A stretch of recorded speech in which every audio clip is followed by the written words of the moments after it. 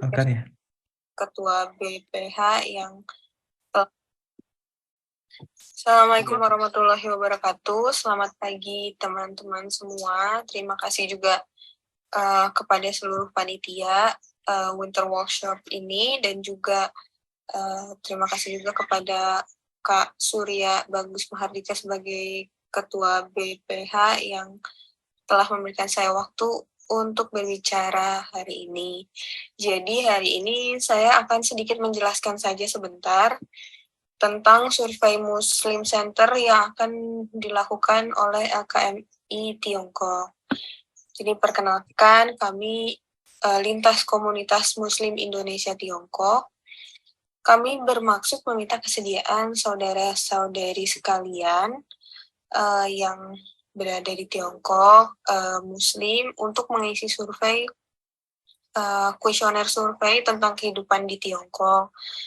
Nah, survei ini bertujuan untuk mengetahui tentang kebutuhan saudara-saudari sekalian yang nantinya akan kami LKMIT gunakan sebagai acuan untuk program-program dan kegiatan yang akan kami lakukan nantinya.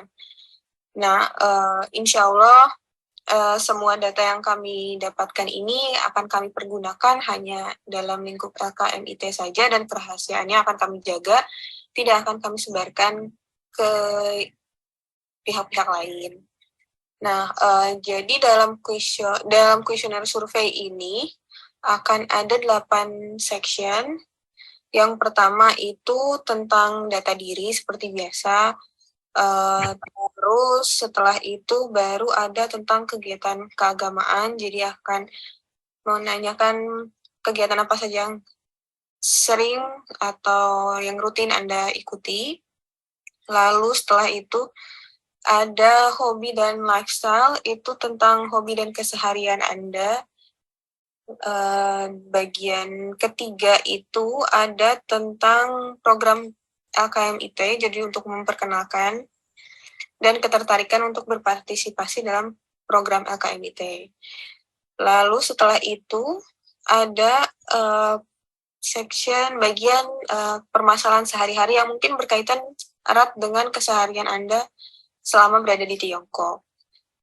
Dan ya, terakhir itu ada saran dan feedback atau harapan Anda terhadap LKMIT supaya kami dapat memberikan program-program yang lebih dekat dan lebih bermanfaat untuk saudari sekalian. Dan seperti yang selalu kita tahu, sebaik-baiknya seorang muslim adalah yang paling bermanfaat bagi saudaranya, dan inilah yang sedang kami ingin capai, ingin kami lakukan, dan semoga bermanfaat bagi kita semua ya, amin ya robbal alamin. Terima kasih semuanya. Wassalamualaikum warahmatullahi wabarakatuh. Waalaikumsalam. Untuk penyampaian selanjutnya dari Divisi Ditlika tentang pembuatan buku Ensiklopedia Muslim di Tiongkok oleh Saudara Indira Inastiti Nur. Kepada Saudara Indira Inastiti Nur, untuk waktu dan tempat dipersilahkan. Terima kasih Mbak Evi. Assalamualaikum warahmatullahi wabarakatuh. Perkenalkan, saya Indira Inastiti Nur dari Divisi Ditlika. Di sini saya ingin menyampaikan tentang pembuatan buku dari LKMIT, yaitu Ensiklopedia Muslim di Tiongkok. Untuk Mas Agar, bisa minta tolong di-share screen, Mas.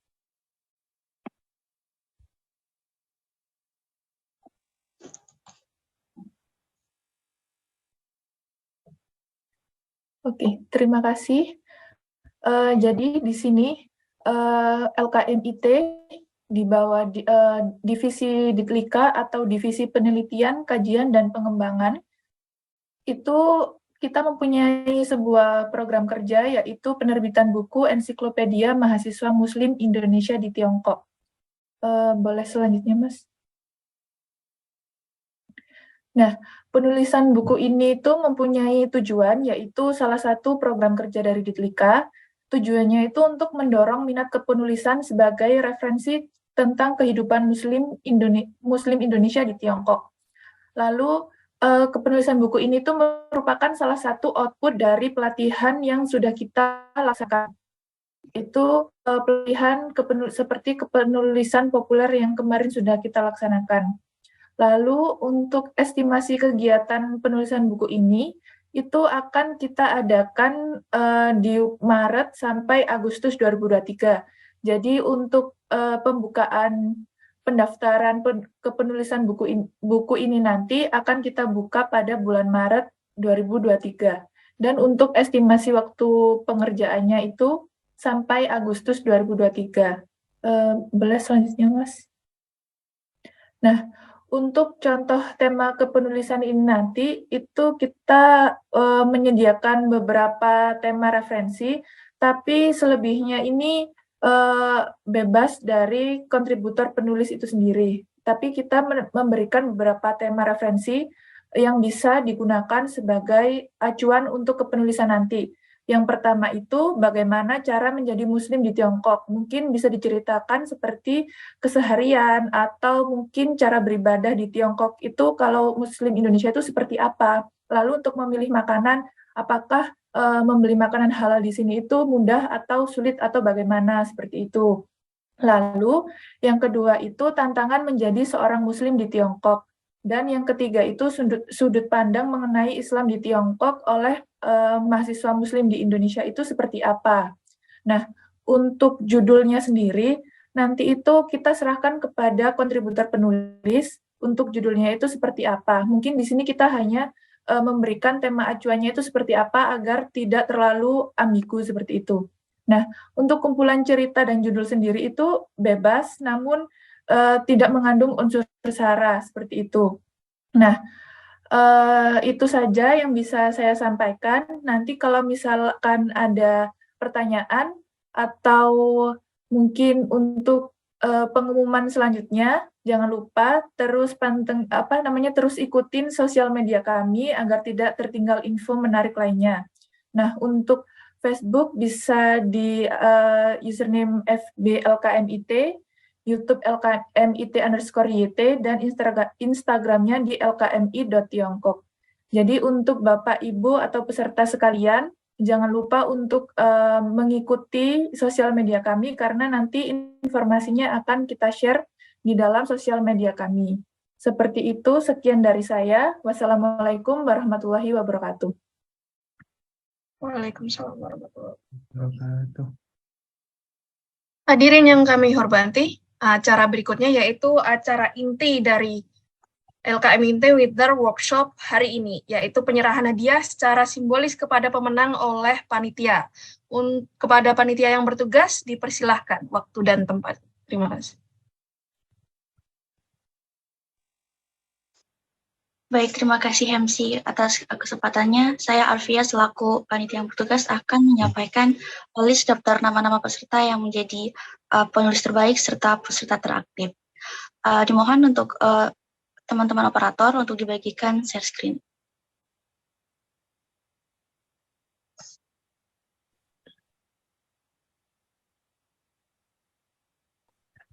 Sebentar.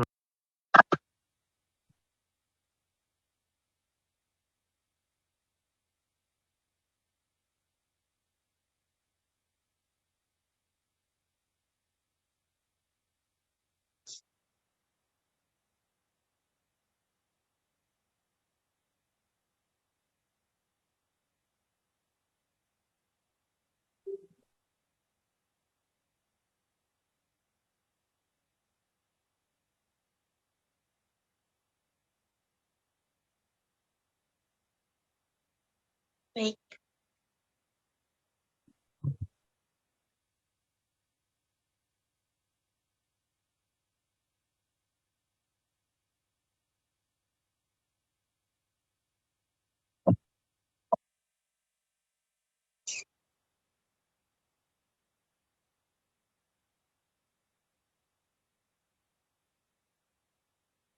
Yang tanda sebelah itu.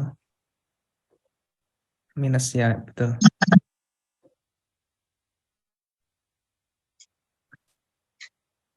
Untuk musiknya juga.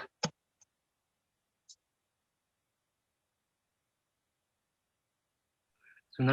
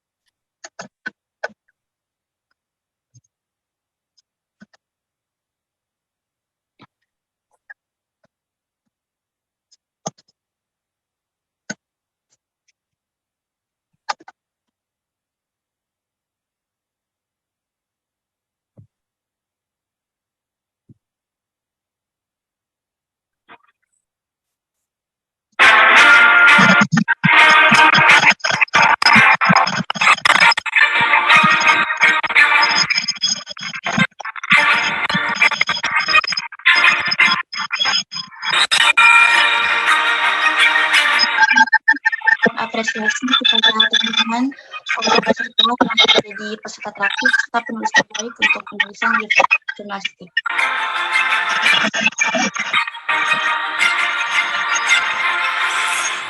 Untuk penulis jurnalistik terbaik, kami apresiasi sebesar 120.000. Kedua, peserta pelatihan jurnalistik teraktif.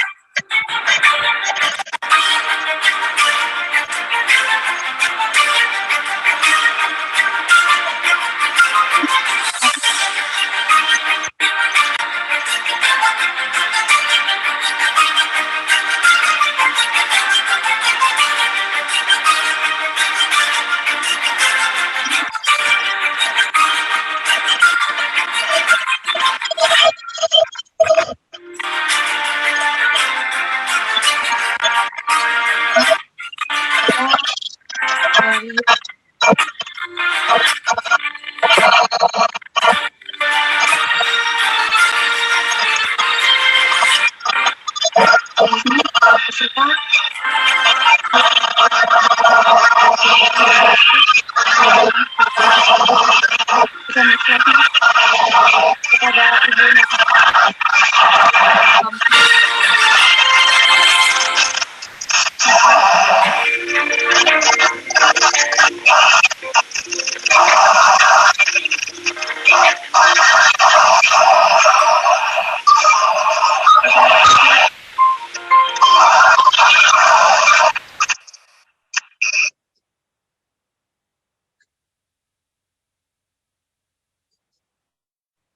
Ya, next slide.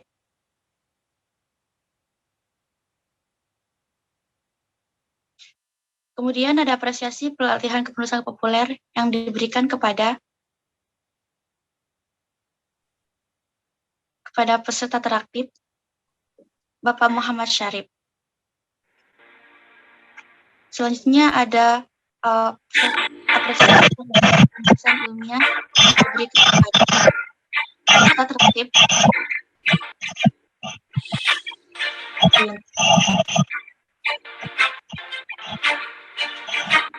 Tadi tulis nama beberapa peserta teraktif serta penulis untuk kepenulisan jurnalistik. Untuk teman-teman atau peserta yang terkait bisa mengumpulkan nomor rekening kepada panitia Indira. Gitu.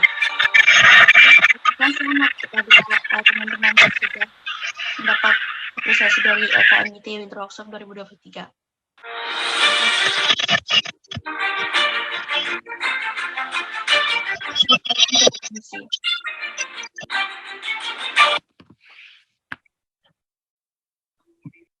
Hadirin yang kami hormati, dengan berakhirnya penyerahan hadiah kepada pemenang hari ini, usai sudah seluruh rangkaian acara penutupan LKMIT Winter Workshop 2023. Kami panitia yang bertugas mengucapkan terima kasih dan mohon maaf atas segala kekilafannya. Billahi taufik wal hidayah. Wassalamualaikum warahmatullahi wabarakatuh. Waalaikumsalam warahmatullahi wabarakatuh. Waalaikumsalam warahmatullahi wabarakatuh. Terima kasih banyak semuanya.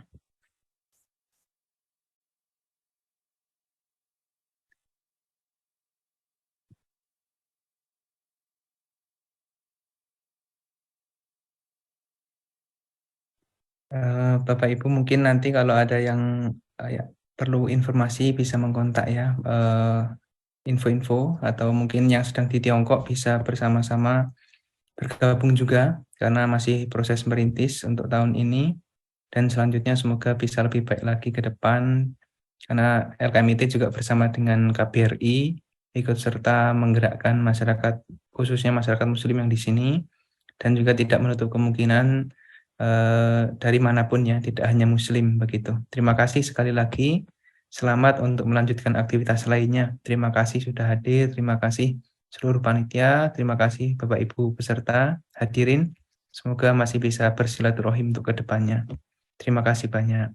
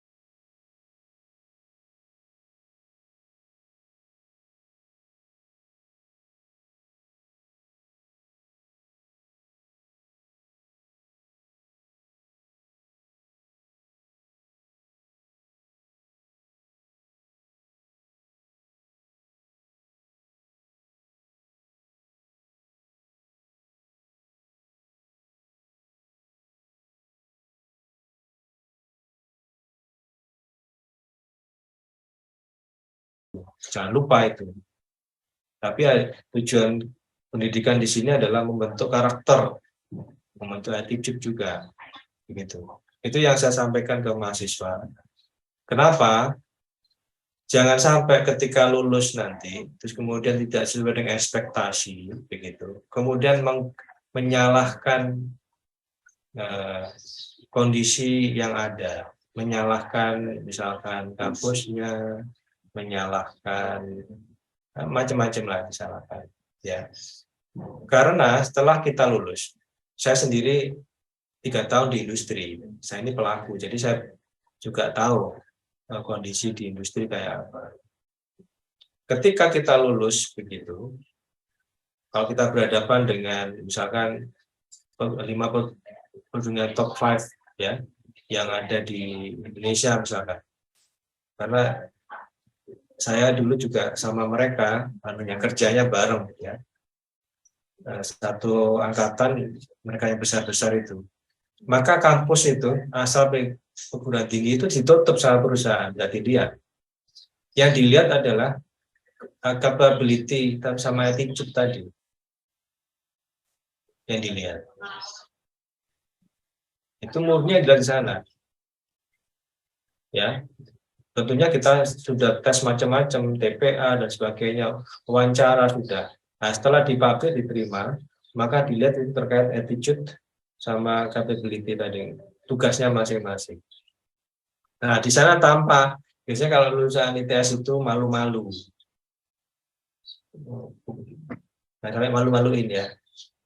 Malu-malu, misalkan kalau dia siapa yang nanya, siapa yang usul, diem aja. Kayak tadi ini, berkali-kali saya, siapa yang tanya, jawab yang tes prioritas tadi, tak tunggu sampai berapa hari tadi nggak ada yang jawab. Nah, itu ya ciri khas ITS itu, lulusan ITS, nggak pede, nggak percaya diri, padahal sudah join perisai diri. Nah, perisai diri itu apa? Silat ya.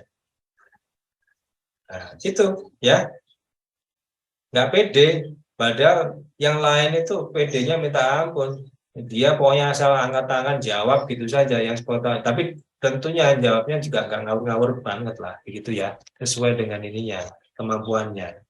Tapi dia selalu ngomong, angkat tangan. Kalau kita suruh ada kesempatan mengungkapkan pendapat, dia langsung angkat tangan. Itu. Jadi kembali ke sana ya. Anda adalah mahasiswa, berarti kan kadang-kadang Tuhan itu kan adalah maha kuasa, maha siswa, kan ada mahasiswa. Gitu. Bahasa Indonesia itu luar biasa ya. Kalau ini adalah mahanya siswa loh, begitu. Tapi jangan sampai dalam belajarnya seperti siswa SMA diloloh terus, diloloh itu? Dikasih terus. Kalau nggak dikajari, nggak bisa. Itu juga heran itu. Zaman now itu, gitu ya. Padahal kuliahan di kelas itu waktunya kan mepet, ya, materinya banyak. Jadi dosen itu tidak semuanya menjelaskan secara detail, begitu. Pokok-pokoknya saja. Kalian nanti ada yang nggak jelas, ada yang yang masalah baru itu ditanyakan, didiskusikan, itu lebih idealnya seperti itu. Kalau masih sekarang enggak, yang saya pahami saat ini, kalau nggak saya ajarkan, nggak saya omongkan, maka dianggap itu bukan pelajaran, padahal masih dalam topik. Terus kemudian saya tanyakan di kuis, bilangnya apa? Di kertas ujian, belum pernah diajarkan Pak, begitu tulisannya itu. Padahal sudah diajarkan prinsipnya sudah, ya. Kalau semuanya sudah diajarkan contoh-contoh soalnya, Pak, terus gimana? Kayak hafalan begitu. SMA dulu begitu Pak, SMA. Nah itu SMA, begitu. SMA diajarkan 2 tambah 2 4, 2 tambah 3 5. Kemudian ujian ditanyakan berapakah 2 tambah 2 gitu. Kalau perkuliahan nggak demikian. Diajarkan 2 tambah 2 4, 2 tambah 3 5, kemudian diganti soalnya. 10 dikali 2 dibagi berapa sama dengan berapa. Lah, gitu kan. Itu jawabannya tidak pernah diajarkan, Pak. Sehingga saya nggak bisa ngerjakan. Itu real di lapangan. Ada mahasiswa seperti itu. Ini ngelus dodo ini, kalau saya melihat tulisan seperti itu, aduh, ini apanya yang harus harus istilahnya direvolusi itu, ya, direvolusi. Kalau yang saat ini hadir di sini ada yang sebenarnya itu harus segera direvolusi. Tidak hanya revolusi industri, ya, revolusi Rusia Ukraina, revolusi pribadi kalian harus segera direvolusi. Kalau nggak begitu kalian nggak akan bisa survive saat ini. Ya, tantangan semakin besar. Ya, pendidikan sebagai dosen pendidikan harus menyesuaikan zamannya, iya, kewajiban dari kami. Oleh karena itu dosen biasanya ada perubahan kurikulum yang sangat signifikan. Rutin berapa tahun sekali ada perubahan kurikulum. Itu cara perguruan tinggi untuk menyesuaikan dengan keadaan yang ada. Dalam penyusunan kurikulum itu banyak sekali yang diundang. Salah satunya adalah para pelaku usaha industri yang di lapangan. Begitu ya. Jadi sekali lagi kalian mahasiswa, ya, ada dua hal yang harus kalian pelajari. Tadi ada knowledge, KSA, knowledge apa Mbak? KSA, knowledge, S-nya apa? Saya lupa, nggak apa-apa, sudah tua. Kalian sudah lupa? Nggak dengar Mas Danu?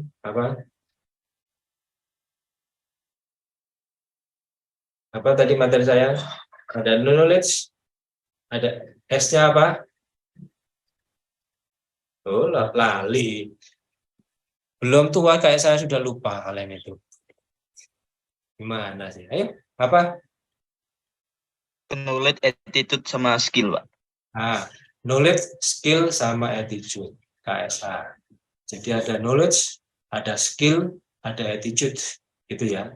Dan di kurikulum kita itu penuh dengan knowledge dan skill. Attitude-nya embedded, begitu ya. Maksudnya di dalamnya itu ada. Tapi kan nggak ada pelajaran attitude gitu kan, nggak ada. Itu masuk di bulan. Dan itu kalian bisa pelajari di luar, mengikuti kegiatan ekstrakurikuler. Apa istilahnya sekarang itu? Kemahasiswaan itu ya. Iya, UKM, Pak. Aktif di sana, ikut di sana. Itu wajib untuk membentuk diri kalian supaya mempunyai attitude yang bagus. Seperti percaya diri, itu attitude. Kemudian humble itu apa ya bahasa Indonesia? Humble, ramah, Pak. Ramah, rendah hati. Rendah hati, tidak sombong, ya. Ya, percaya diri, humble, ya.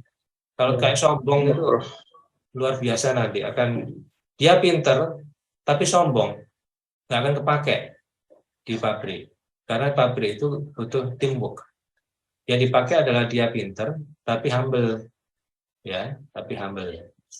Terus kemudian kayak teamwork, ya, itu dipelajari lebih banyak di ekstrakurikuler tadi, ya, dan pengetahuan lain. Demikian yang bisa saya sampaikan, ya. Jadi ada dua hal. Pertama dari sisi perguruan tinggi, itu menghadapinya dengan perubahan kurikulum. Dan yang dari sisi mahasiswa, kalian harus tahu tantangan dunia kalian itu berbeda. Kalian pelajari saat ini, ya, daripada nanti kalian menghadapi masa datang. Nah, ini loh yang harus membuka cakrawala kalian, revolusi benar-benar, ya. Bekali kalian itu dengan sebanyak-banyak ilmu, ya. Dan skill, knowledge itu nggak ada gunanya kalau kalian nggak punya attitude. Itu ya, itu saran saya. Attitude itu sangat penting, tapi kalau punya attitude saja, knowledge sama skillnya nggak ada, nanti DO lah. Di DO nanti, ya. Jadi skill, knowledge, skill tetap dijaga, tinggi, dan ini attitude nanti yang dipandang adalah attitude-nya ini. Begitu. Demikian. Nanti kalau dibalik attitude-nya tinggi tapi skill namanya akhirnya DO, ya nanti SKKNI-nya bukan level course engineering, nanti kan level berikutnya. Tapi insya Allah semuanya sukses lah, yang penting berkah ya. Terima kasih. Semoga jelas. Baik, terima kasih Prof. Gun atas jawabannya.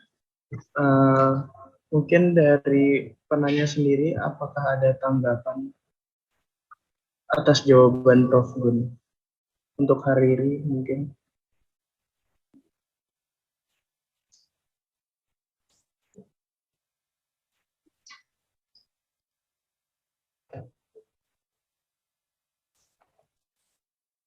Oke, mungkin kita bakal lanjut ke pertanyaan selanjutnya. Mungkin bagi yang ingin bertanya, bisa silakan langsung raise hand. Oh, ini sudah ada pertanyaan selanjutnya. Mungkin bisa langsung on wait aja untuk Mbak Aisyah Zata. Silakan diajukan pertanyaannya. Baik, terima kasih MC. Izin bertanya ya, Prof. Tadi kan tertulis insinyur asing itu diperbolehkan melakukan kegiatan keinsinyurannya. Nah, itu sebenarnya mengapa insinyur asing itu diperbolehkan melakukan kegiatannya di Indonesia, dan apakah memang itu tuh menguntungkan gitu Prof, sampai diperbolehkan, bukannya malah merugikan dari sumber daya alamnya? Terima kasih, Prof. Ya, baik, terima kasih. Bagaimana terkait insinyur asing masuk ke Indonesia? Pertanyaannya adalah, kenapa, ada apa menanyakan itu? Apakah karena kita nggak pede? Apakah nggak mungkin kita juga akan keluar negeri, jadi kerjaan di sana? Kalau itu yang terjadi, nggak boleh loh kalian nanti kerja di luar negeri, gimana? Nah, itu kan? Jadi ini sudah mindset-nya, ini adalah sudah kayak tanpa batas ya. Dunia kalian yang kalian akan hadapi itu borderless, begitu, borderless, ya. Idealnya ke arahnya ke sana. Jadi kan harus siap untuk bertanding dengan siapapun, tapi bertandinglah dengan yang penuh attitude tadi, terhormat tadi, attitude tadi. Itu. Dan sekali lagi kita sudah punya perjanjian open trade dengan apa? Kawasan Asia Tenggara ya, apa namanya? MEA. Itu MEA. Benar. Apa Mbak? Perdagangan bebas yang kita tanda tangani dengan apa aja, Asia Tenggara dengan Asia Pasifik kan ada ya. Nah itu artinya juga tenaga kerja sama ya, kita bisa keluar dan mereka juga bisa masuk, reversible. Nah sekarang kalau kita membuat peraturan melarang mereka masuk ke sini, kita yang akan kena sanksi, ya, kena sanksi. Contoh ya kena sanksi ya. Jadi bagaimana caranya? Dengan cara mengatur tadi kewajiban tadi, kode etik. Kalau mereka nggak bisa mematuhi ini, maka mereka nggak bisa masuk ke Indonesia. Pun kita sama, kita kalau nggak punya IPN begitu ya, kita nggak akan bisa kerja di Malaysia, kerja di luar negeri, nggak akan bisa. Dan karena banyak itu lulusan-lulusan Indonesia yang kerja di Malaysia, di Qatar, di mana, itu ngurus IPM tadi itu, sertifikasi tadi. Itu diurus di negaranya masing-masing, supaya bisa kerja di luar negeri. Ya gitu ya, sesuai dengan aturan. Tanpa adanya dumping, nggak boleh dumping. Tapi kalau mengatur, boleh. Selamat datang di era borderless, kalian harus siap. Ampun ya, sudah jam 11:30, mohon maaf. Iya. Terima kasih Prof. Gun atas jawabannya. Mungkin karena waktu yang keterbatasan, pertanyaan dari Mbak Aisyah tadi akan menjadi pertanyaan terakhir kita. Selanjutnya mungkin bagi peserta yang masih ingin menanya tapi keterbatasan oleh waktu, mungkin bisa menanyakan langsung kepada Prof. Setio Gunawan di lain kesempatan. Terima kasih banyak Prof.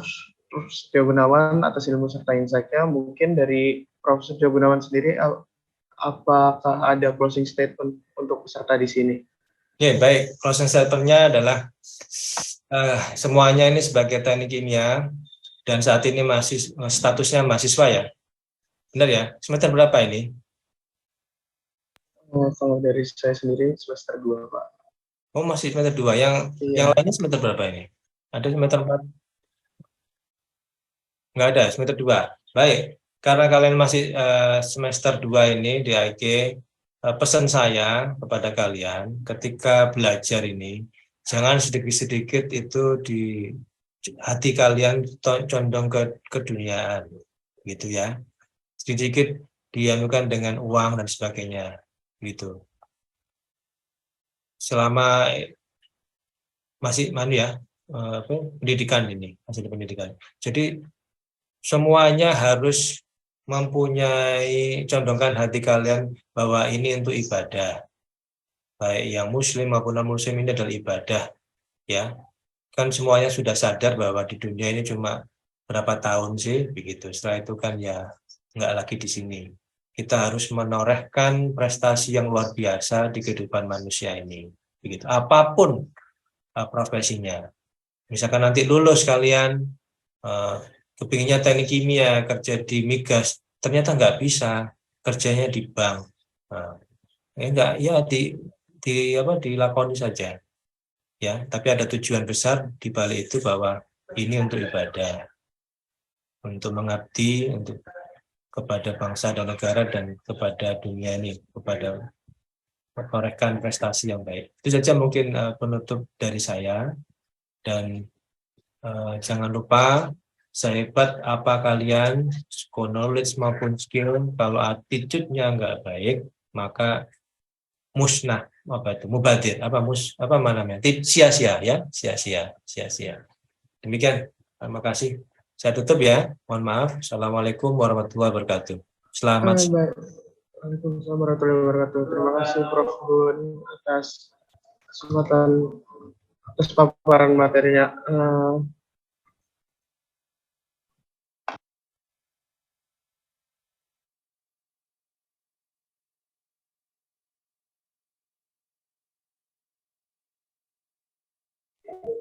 Prof. Gun. Oke, karena Prof. Gun sudah meninggalkan materi, dan kita akan beralih menggunakan bahasa Inggris.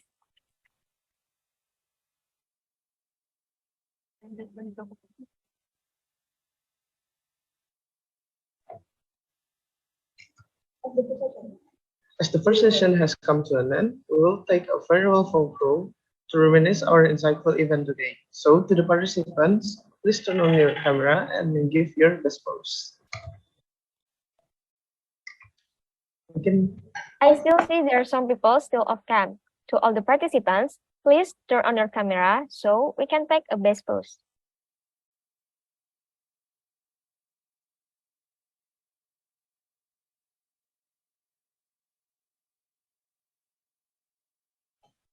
Okay, on the count of 3, in 3, 2, 1.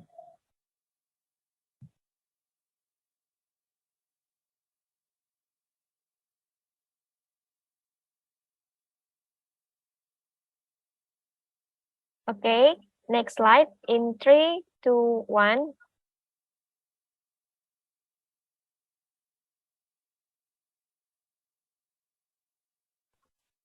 Thank you so much, Mr. Setio Gunawan, for the insightful session in this grand opening of Professional Engineering Month 2023. We hope we can take lessons and understand more about Indonesian engineering ethics and certification given from this session.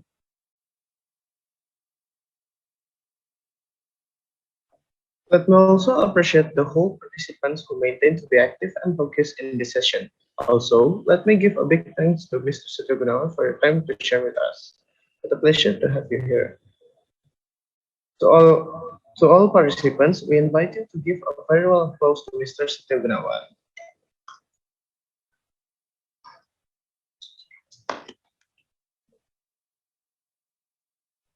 Our schedule after this will be Isoma. You may take a rest and the second session will start at 12:25 p.m. See you in second session, everyone.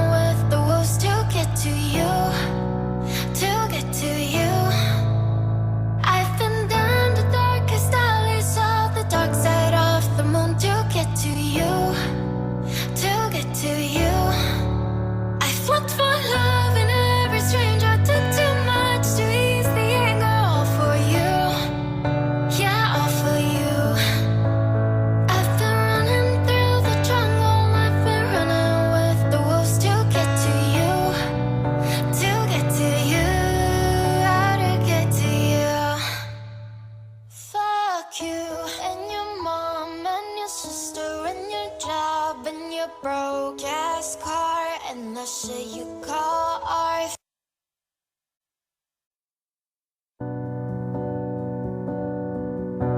There's no escape, I can't wait. I need a hit, baby, give me it. You're dangerous, I'm loving it. Too high, can't come down. Losing my head, spinning round and round. Do you feel me now? With the taste of your lips, I'm on a ride. You're toxic, I'm slipping under the taste of your poison paradise. I'm addicted to you, don't you know that you're toxic? And I love what you do, don't you know that you're toxic? I'm addicted to you, don't you know that you're toxic? It's getting late to give you up. I took a sip from my devil's cup. Slowly, it's taking over me. Too high, can't come down. It's in the air and it's all around. Can you feel me now? With the taste of your lips, I'm on a ride. You're toxic, I'm slipping under the taste of your poison paradise. I'm addicted to you, don't you know that you're toxic? With the taste of your lips, I'm on a ride. You're toxic, I'm slipping under the taste of your poison paradise. I'm addicted to you, don't you know that you're toxic? And I love what you do, don't you know that you're toxic? I'm addicted to you, don't you know that you're toxic?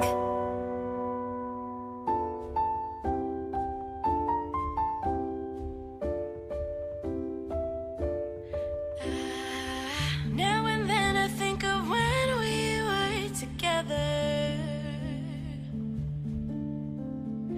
Like when you said you felt so happy you could die. Told myself that you were right for me, but felt so lonely in your company. But that was love and it's an ache I still remember.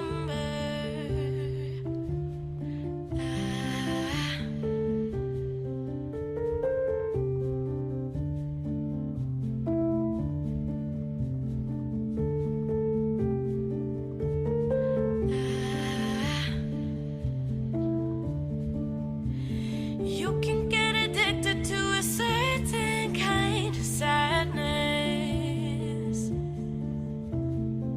like resignation to the end, always the end. So when we found that we cannot make sense, well, you say that we would still be friends, but I'll admit that I was glad that it was over. But you didn't have to cut me off, make out like it never happened, now that we were nothing. And I don't even need your love, but you treat me like a stranger and it feels so rough. No, you didn't have to stoop so low, have your friends collect your